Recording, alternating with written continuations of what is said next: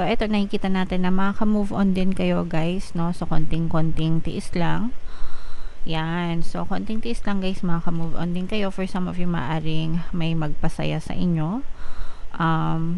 This may be a co-worker, mga kapiksi, or parang children, bata, especially kung meron kayong mga anak, mga kapiksi, or somebody, parang makakita ka ng kaibigan who is younger than you, mas bata sa'yo, parang cheerful energy na itong person na to, or pwedeng literal na bata, no? Sabi ko nga kung may mga anak kayo.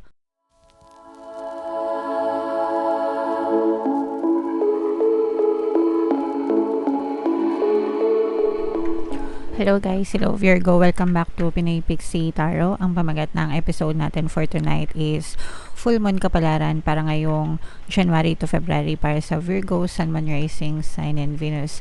Shuffle ko yung cards guys, hanapin ko yung energy ng Moon at saka yung energy ng Virgo.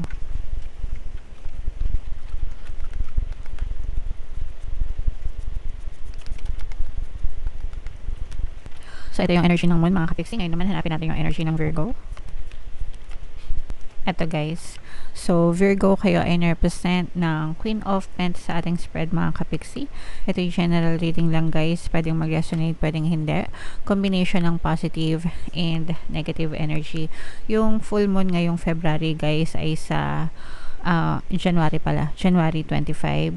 Tapos yung sa February naman ay February 24 mga kapiksi. So ang reading na to ay para sa period na yan. And ang pamagat ng ating full moon mga kapiksi ay wolf moon. Okay, wolf moon mga kapiksi. So, Virgo, kayo ay represent ng Queen of Pentacles. Meron din, lumabas din dito yung masculine energy ng Earth sign, Capricorn, Taurus, Virgo. Pwedeng may ganyan kayo sa inyong natal chart, or maaaring you may be dealing with another person na may ganyan sa kanilang natal chart.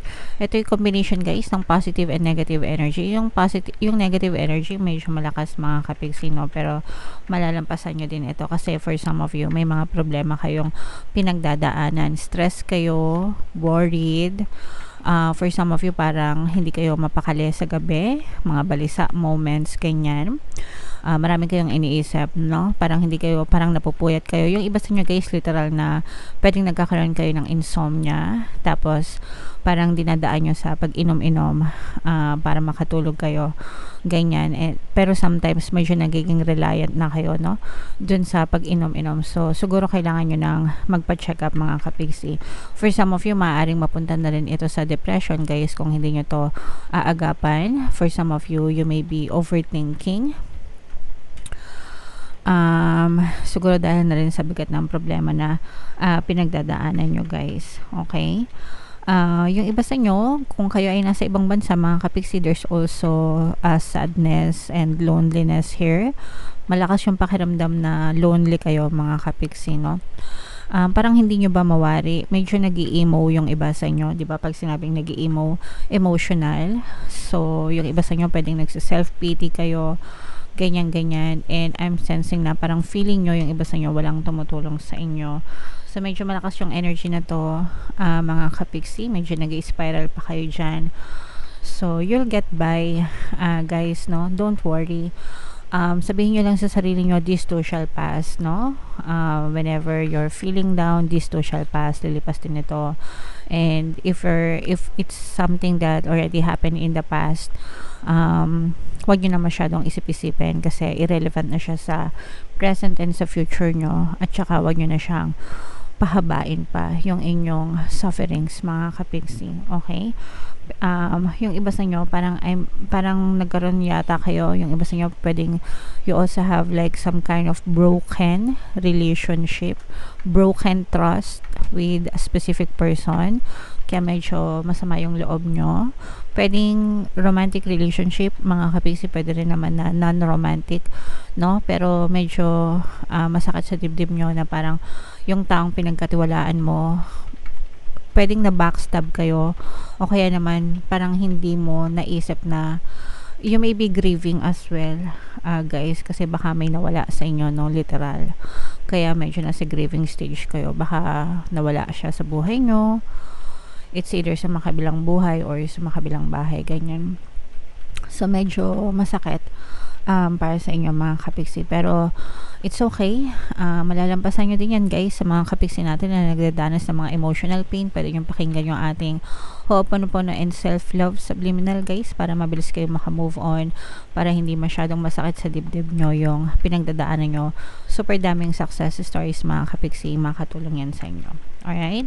On the good side naman guys, nakikita naman natin na pagdating naman sa aspetong financial, stable naman yung inyong source of income. Actually, meron kayong mga nakikita natin dito na parang mini manifestations, mga kapiksi. You are being provided, no? Kumaga parang hindi kayo pinapabayaan ni universe pagdating sa financial na aspeto ng buhay nyo.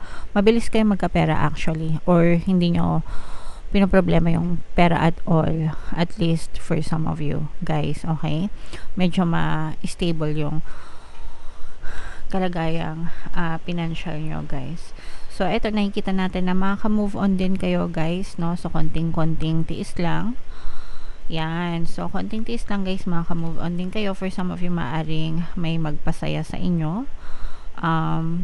This may be a co-worker, mga kapiksi, or parang children, bata, especially kung meron kayong mga anak, mga kapiksi, or somebody, parang makakita ka ng kaibigan who is younger than you, mas bata sa'yo, parang cheerful energy na itong person na to, or pwedeng literal na bata, no? Sabi ko nga, kung may mga anak kayo, parang i-cheer up nila kayo, mga kapiksi, no? And makakatulong sila sa mga pinagdadaanan yung emotional, yung mga depression, kasi iba sa inyo guys, feeling ko nade-depress.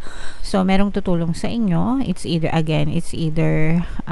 mas bata sa'yo, younger than you, or literal na bata na parang magli-lift up ng mood nyo, magpapasaya sa inyo, magiging inspirasyon nyo mga kapiksi para malampasan nyo itong mga problema na to. Tapos parang parang magliliwanag yung isip nyo guys, and madidiscover nyo na parang actually madidiscover nyo yung blessings na to, itong blessings na dala na tong sitwasyon na to, okay?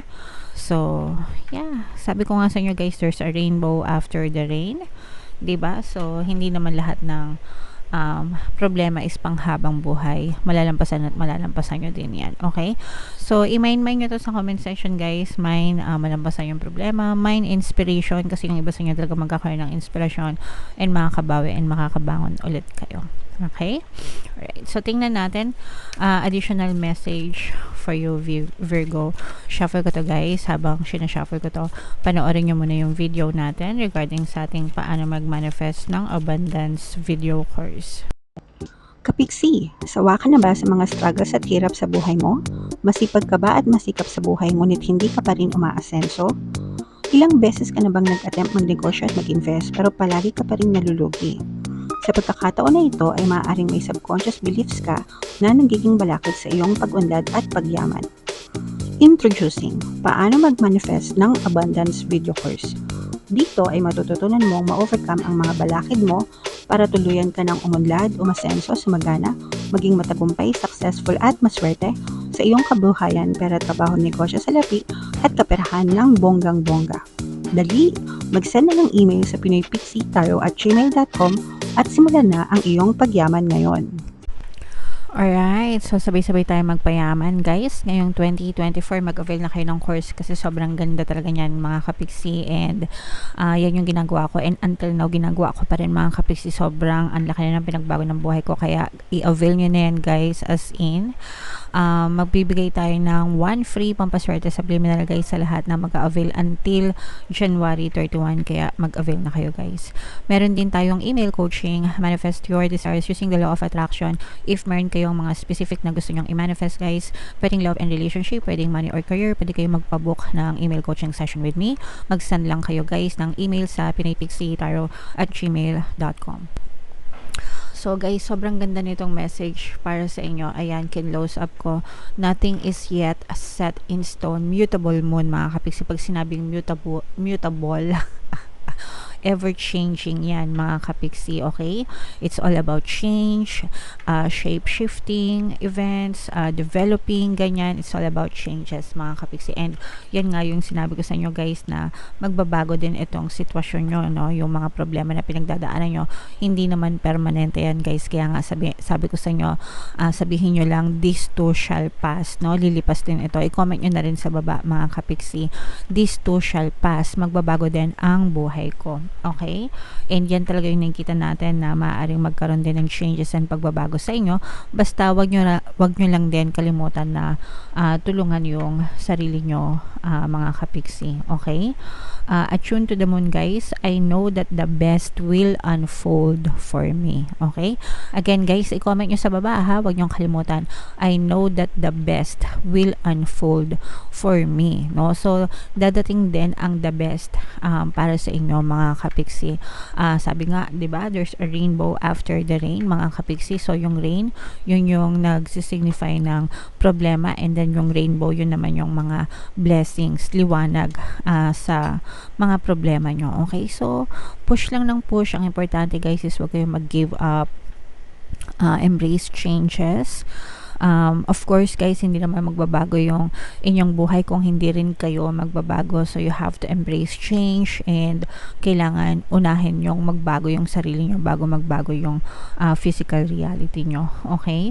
You're meandering towards your goal, and that's okay. Papunta kayo sa goal nyo mga kapiksi, and yun talaga dapat yung i-focus nyo, hindi yung mga problema, kasi the more na fino-focus nyo ang attention nyo sa mga problema, sa mga complaints nyo, syempre the more na yun yung magre-reflect sa inyong physical reality. Pero if you're just focused on having calm life, peaceful life, diba, everything is working out for you, then Viola, yun din yung may experience nyo sa inyong physical reality.